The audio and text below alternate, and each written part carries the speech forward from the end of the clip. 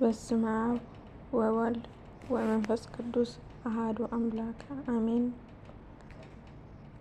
ታሪክ ጻድቅ ቅዱስ አቡነ እንጦንዮስ አቦ መነኮሳት። እዚ ቅዱስ አቦ እዚ ብ215 ዓመተ ምህረት ከባቢ ተወሊዱ ካብ አቡኡ ዓብደል መሲሕ አዲኡ አኩተ አዚላ ይበሃሉ። ዓዱ ጻኢድ ዓቅበት ትበሃል። አቡነ እንጦንዮስ ዓሌቱ ግብፃዊ እዩ። ወለዱ ብትውልዶም ምሩቃት ብሃብቲ ሙሉኣት ነበሩ። ክርስቲያን ስለ ዝነበሩ አቡነ እንጦንዮስ ብክርስቲያናዊ ጥበብ ተኾስኪሱ ዓበየ። ብህፃንነቱ ምስ ወለዱ ዓበየ። ብዘይካ ወለዱ ገዝኡን ካልእ ኣይፈልጥን ነበረ። ክዓቢ ከሎ ምስ ቆልዑ ምሕዋስ ይፀልእ ስለ ዝነበረ ምሳታቶም ኮይኑ ፊደላት ምቁፃር ተሓሰመ። ኣብ ናይ ምግቢ ዓይነት ካብ ህፃንነቱ ህሩፍ ዝበሃል ኣይነበሮን። ማዕርግ ዲቁና ካብ ኣባ ቴዎኖስ ናይ እስክንድርያ ጳጳስ ተቐበለ። አቡነ ቴዋኖስ ዓብይ ኣቦ መራሒ መነኮስ ከምዝኾነ ተነቢሉ ነበረ። ድሕሪ ሞት ወለዱ ምስ ሓንቲ ሓፍቱ ተረፈ። ሽዑ ወዲ 20 ዓመት ከባቢ ኣብ ዝኾነሉ ሓላፍነት ገዛን ሓላፍነት ናብኡ ኾነ። ድሕሪ 6 ወርሒ ንቤተ ክርስትያን እናኸደ ኩሉ ብዛዕባ ሃዋርያት ኩሉ ገዲፎም ንኣምላኽ ምኽታሎም የስተንትን ነበረ።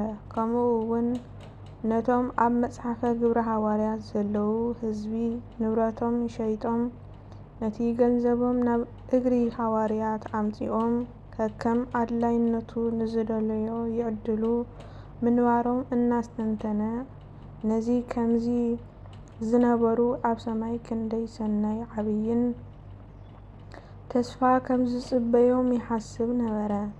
በዚ ከምዚ ናብ ቤተ ክርስትያን ኣተወ።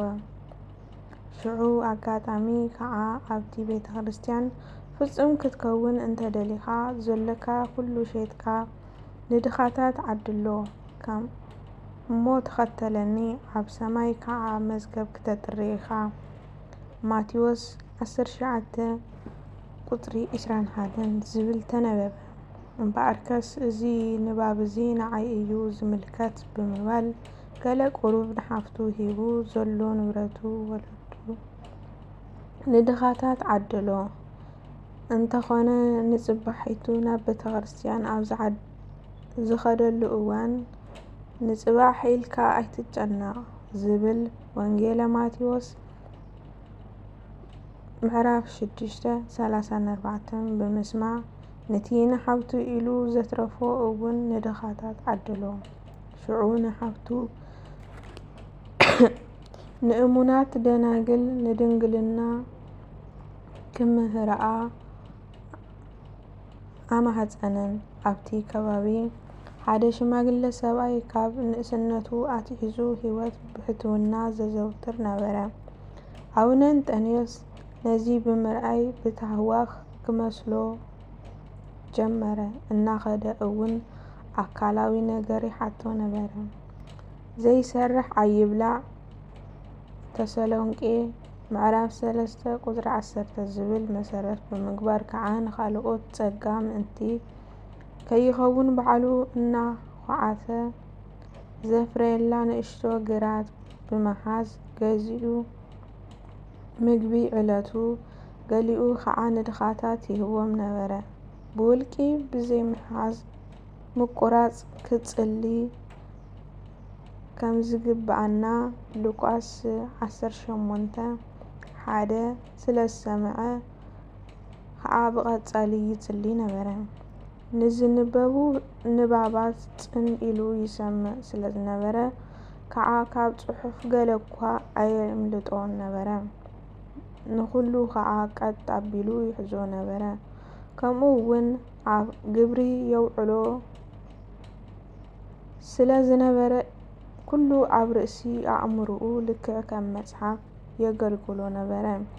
ናብ ብዙሓት ዓበይቲ ሰባት ብምኻድ እውን ዝተፈላለየ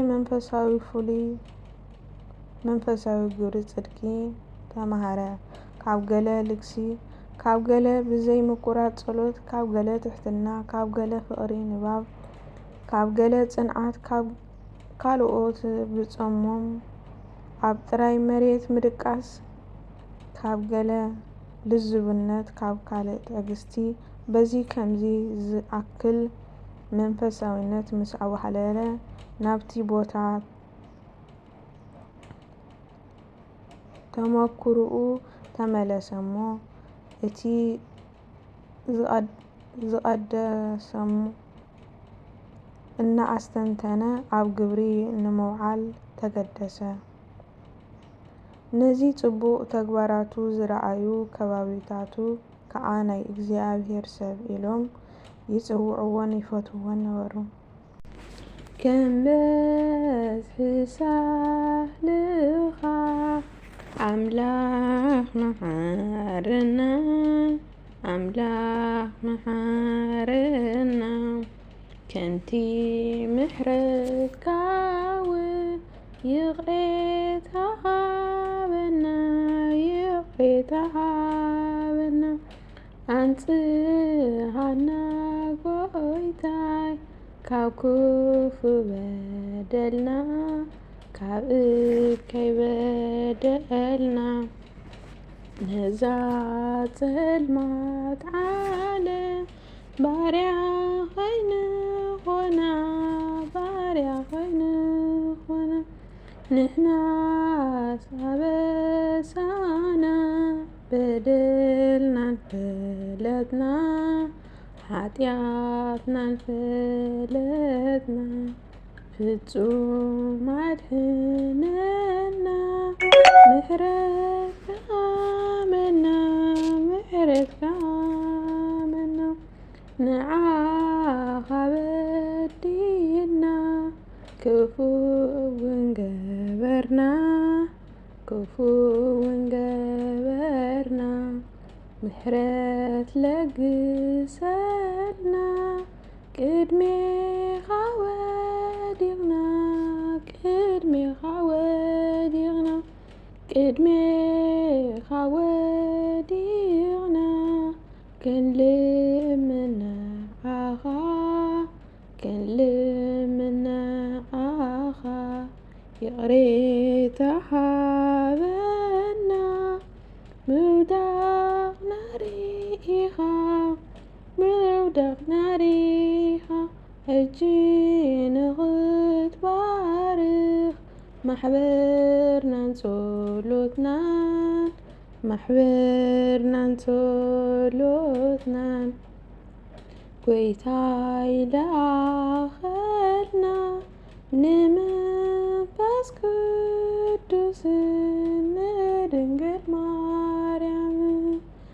ትግራይናን እምነትናን ንኽሕልውልና፣ ንኽሕልውልና።